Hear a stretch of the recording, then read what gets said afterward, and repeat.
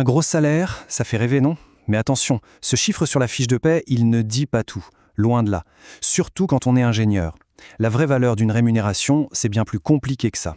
Alors aujourd'hui, on va creuser ensemble pour voir ce qui se cache vraiment derrière les chiffres. Ok, alors voilà le plan. On va commencer avec un paradoxe assez dingue sur les salaires. Ensuite, on va décortiquer le problème pour bien comprendre. Après ça, on prend de la hauteur, on regarde ce qui se passe pour les ingénieurs à l'échelle mondiale. On fera un zoom sur le cas de Dubaï, c'est assez fascinant.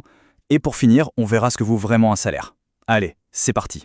Première étape donc, le paradoxe du salaire compétitif. On va se pencher sur une étude de cas qui date de 2002 dans l'Utah. Et vous allez voir, c'est une histoire qui défie un peu la logique. Alors imaginez un peu la situation. Un employeur sort des chiffres noir sur blanc qui prouvent que la grille salariale est super compétitive. Et pourtant, on a cette impression tenace d'être sous-payé. Bizarre, non? Eh bien, c'est exactement la question qui s'est posée lors d'un audit dans l'État de l'Utah.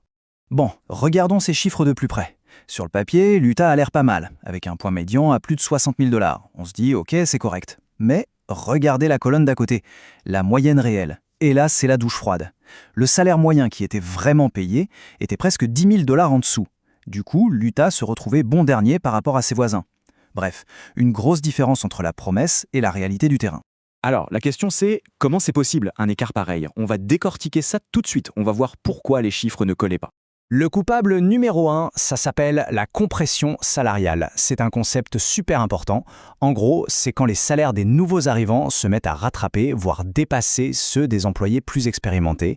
L'entreprise est obligée d'offrir plus pour attirer des talents, mais derrière, elle n'a pas forcément le budget pour augmenter tout le monde en conséquence. Et voilà ce que ça donne concrètement. Le rapport de l'Utah est très clair là-dessus. La courbe des salaires était plate, totalement plate. Qu'un ingénieur ait 1 an d'expérience ou 10 ans, son salaire horaire tournait autour de 23 $. C'est fou, non? Imaginez la frustration des ingénieurs plus anciens de voir des jeunes diplômés arriver et gagner presque la même chose. C'est une absence totale de reconnaissance pour l'expérience et la fidélité. Et pour rajouter une couche de complexité, il y avait cette histoire de certification. L'audit a montré un truc intéressant. Avoir la certification d'ingénieur professionnel, ça changeait tout. Même si ce n'était pas obligatoire pour le poste, ça pouvait faire une différence de presque 9 000 $ par an sur le salaire. Donc la juste rémunération ne dépendait pas que de l'expérience, mais aussi de ce bout de papier. Ok, donc le cas de l'Utah nous montre bien que même localement, c'est un vrai casse-tête. Maintenant, on va prendre du recul. On quitte l'Utah et on va voir ce qui se passe pour les ingénieurs sur la scène mondiale. Parce que oui, le métier d'ingénieur, ce n'est pas juste un truc local, c'est un passeport pour le monde entier. Les opportunités, elles sont partout, que ce soit dans un service public ou pour une grande organisation internationale. Et forcément, ça veut dire que la définition d'un bon salaire va complètement changer selon l'endroit où on pose ses valises. Et attention, les écarts sont énormes. Regardez ça.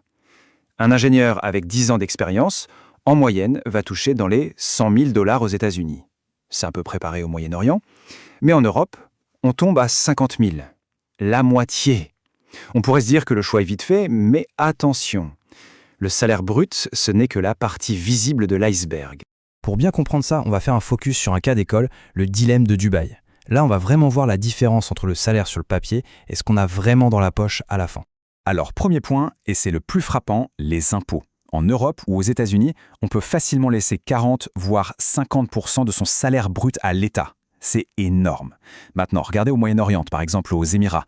Le taux d'imposition sur le revenu est de 0. Oui, vous avez bien entendu, 0%. Ça change absolument tout. Mais attendez, ce n'est pas fini. Il y a ce qu'on pourrait appeler la fiche de paye cachée. Là-bas, très souvent, les entreprises prennent en charge des frais énormes. Le logement, les factures et même l'école pour les enfants. Tout ça peut être payé par la boîte.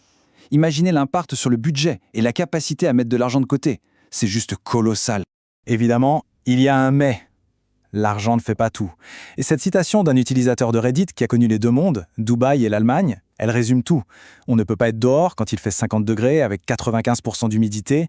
Le climat est tellement extrême qu'une bonne partie de la vie se passe à l'intérieur. C'est un compromis énorme.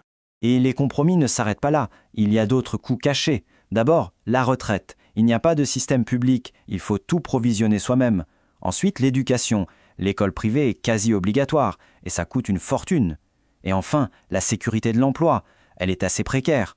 Souvent, si on perd son job, on perd son visa de résidence. Il faut en être conscient. Par contre, il y a une bonne surprise, et pas des moindres, les vacances. En Europe, on est souvent sur 20 à 30 jours de congés payés. Au Moyen-Orient, c'est souvent plus de 30 jours, avec parfois des jours en plus pour le voyage. On a même le témoignage d'un ingénieur en Arabie Saoudite qui avait 42 jours de congé. 42! C'est un avantage qui pèse lourd dans la balance. Bon, on a vu plein de choses, le salaire brut, les impôts, les avantages, la qualité de vie. Alors au final, comment on fait pour savoir ce que vaut vraiment un salaire? On va essayer de mettre tout ça au clair dans notre dernière partie. En fait, on peut tout résumer en 3 étapes clés pour évaluer une offre.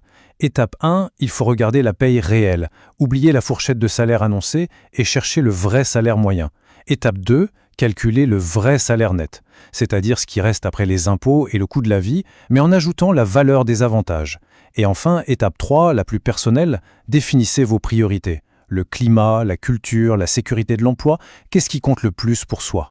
Et tout ça nous amène à la question finale, la plus importante. Au fond, une offre compétitive, ça n'existe pas dans l'absolu. Ce n'est pas un chiffre magique, c'est une équation qui est complètement personnelle.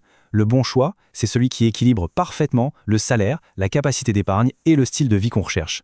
La vraie question, ce n'est pas combien, mais plutôt quelle est la propre équation du succès de chacun.